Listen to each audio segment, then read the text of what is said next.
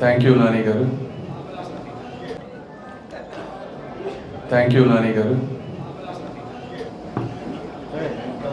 ఈ పశ్చిమ నియోజకవర్గం నుంచి ఎంతమంది నాయకులు మారిపోయినా ఒక కంటికి కనురెప్పలాగా తెలుగుదేశం పార్టీని కాపాడుతున్నటువంటి కార్యకర్తలకు, నాయకులకు, అదేవిధంగా వేదికను అలంకరించినటువంటి డైనమిక్ లీడర్ దేగల ప్రభాకర్ గారికి, నీతికి నిజాయితీకి మారు పేరైనటువంటి శ్రవణ్ కుమార్ గారికి, అదేవిధంగా ప్రతిపక్షంలో ఉన్న ప్రతిసారి నేనంటూ ఉన్నానని ముందుకొచ్చినటువంటి పశ్చిమ నియోజకవర్గ కలియుగ కర్ణుడు అయినటువంటి మా కోవెలమూడి నాయక్ గారికి నా హృదయపూర్వక కృతజ్ఞతలు. మరి అదేవిధంగా మహిళా కార్యకర్తలకి, పాత్రికేయులకి అందరికీ నా మనస్ఫూర్తి అభినందనలు. మరి ఒక్కసారి చరిత్రలోకి వెళ్తే అందరూ చెప్పారు 2009 నుంచి ఆయన ఎంత కష్టపడ్డారు అని. 2009లో ఆయన త్యాగం చేశారు, 2014లో త్యాగం చేశారు.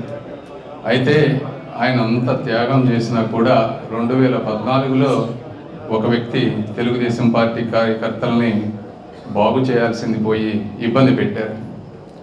అదేవిధంగా 2019లో వేరే వారికి సీట్ ఇచ్చినా కూడా ఆయన ఇంటికి వెళ్ళి ఒక జగన్ వేవ్ ఉన్నప్పటికీ అఖండ మెజారిటీతో గెలిపించిన కనీస కృతజ్ఞత లేకుండా ఆ రోజు ఆయన పార్టీ మారారు. అయినప్పటికీ మళ్ళీ ఈసారి ఈ 4 సంవత్సరాలు అనేవి అత్యంత కష్టమైన సమయం. ఇలాంటి సమయంలో ముందుకు వచ్చిన వ్యక్తులు ఈ ఆంధ్రప్రదేశ్ చరిత్రలో అతి తక్కువ మంది. అయినప్పటికీ నాని గారు వచ్చి అంత ఖర్చు పెట్టి, అందరూ చెప్తా ఉన్నారు, నేను చూశాను కోవిడ్లో కానీ, ఒక మున్సిపల్ ఎలక్షన్స్లో కానీ, పేదవాళ్ళకు అవసరమైనటువంటి అన్ని పరిస్థితుల్లోనూ కార్యకర్తలకి అండగా ఉండి ఆయన ఈ విధంగా ఉండటం, మళ్ళీ ఈరోజు బాబు గారు పిలిచి ఇలా అన్నా కూడా అలా ఉండటం అనేది ఈ ప్రపంచంలో అతి తక్కువ మందికి మాత్రమే సాధ్యం అని చెప్తా ఉన్నాను. వారు మొన్న ఒకసారి నన్ను కలిసినప్పుడు ఆయన చెప్పిన మాటలు వింటే నాకు చాలా బాధ వేసింది. ఎందుకంటే ఒక మనిషికి 30 సంవత్సరాల నుంచి 65 సంవత్సరాల జీవితమే వాళ్ళ గురించి వాళ్ళు తెలుసుకునేటి, ప్రపంచానికి తెలియజేసేటువంటి జీవితం. ఈ జీవితంలో 2005 నుంచి అంటే 2020 సంవత్సరాలు ఆయన నిస్వార్థంగా పార్టీకి చేయటం అంటే ఇది సామాన్యమైనటువంటి విషయం కాదు. నార్మల్ వ్యక్తులు ఎవరు ఇలా చేయలేరు. ఒక ఆధ్యాత్మికతో మరేటువంటి హయ్యర్ పర్పస్ ఉన్న వ్యక్తులు మాత్రమే ఇలా చేయగలరని నేను మన సభాముఖంగా మీ అందరికీ తెలియజేసుకుంటున్నాను. మరి ఈరోజు కార్యకర్తల గురించి మాట్లాడాలి ఇక్కడ. ఎందుకంటే పశ్చిమ నియోజకవర్గంలో చరిత్రలో ఎప్పుడూ జరగనటువంటి అరాచకాలు ఈ 4-5 సంవత్సరాల్లో జరిగినాయి. కేసులు పెట్టారు, జైలుకు తీసుకువెళ్ళారు, ఫైనాన్షియల్గా ఇబ్బందులు పెట్టారు.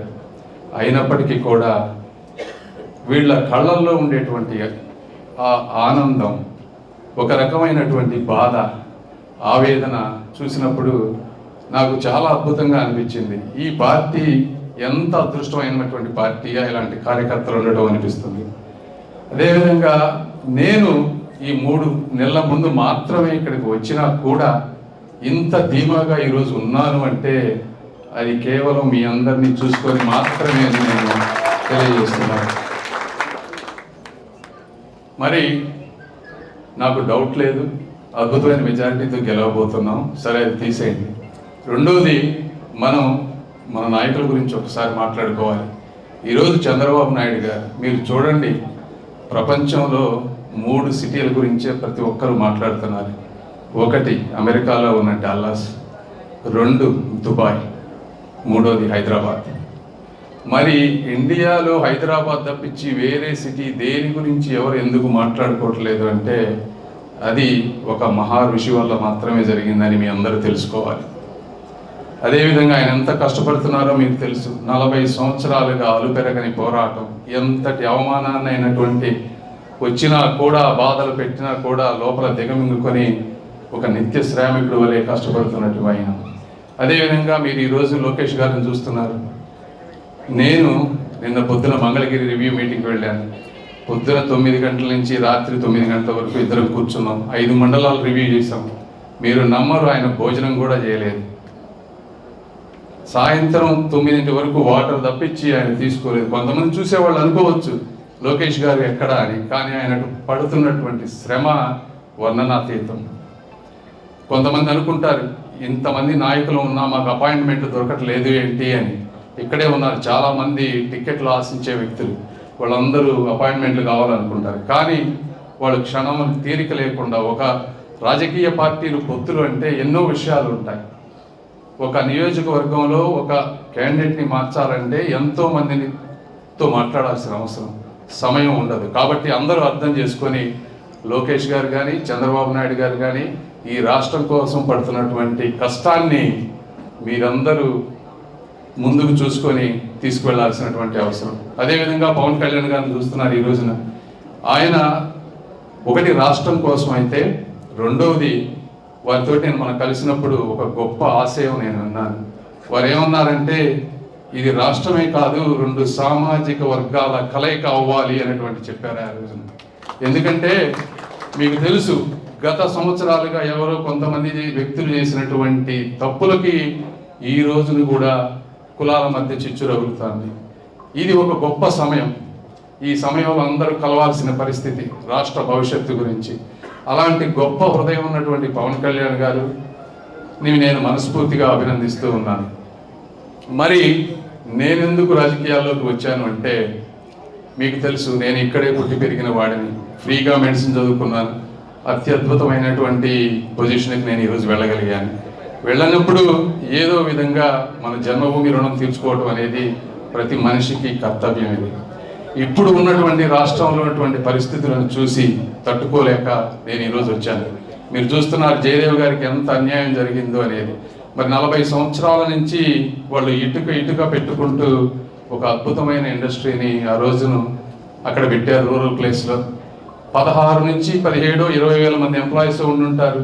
20,000 కుటుంబాలు అంటే 80,000 మంది, భార్య భర్త 2 పిల్లలు అంటే 80,000 మందికి అన్యాయం జరుగుతుందని తెలిసినా కూడా ఈ వ్యక్తి కేవలం కక్షతో ఒక వ్యక్తిని వేధించారు. ఇవన్నీ చూడలేక మేము ఈరోజు రాజకీయాల్లోకి వచ్చాము. చంద్రబాబు నాయుడు గారిని అమానుషంగా 50 రోజులు జైల్లో ఉంచారు. మరి ఈరోజు చూస్తున్నారు యువత. నిన్న మాట్లాడుతూ ఉన్నాను, ఆటో వర్కర్స్తో మాట్లాడుతున్నాం. మీ పరిస్థితి ఎలా ఉంది అంటే వాళ్ళు ఏం చెప్తున్నారు, ఏమండి మాకు ఆటోలో తిరిగే వాళ్ళు తక్కువైపోయారు, కాంపిటీషన్ పెరిగింది అన్నారు. ఫోటోగ్రాఫర్స్ అడిగితే వాళ్ళ ఆదాయం తగ్గింది అంటున్నారు. ఏంటంటే కాంపిటీషన్ పెరిగింది అన్నారు.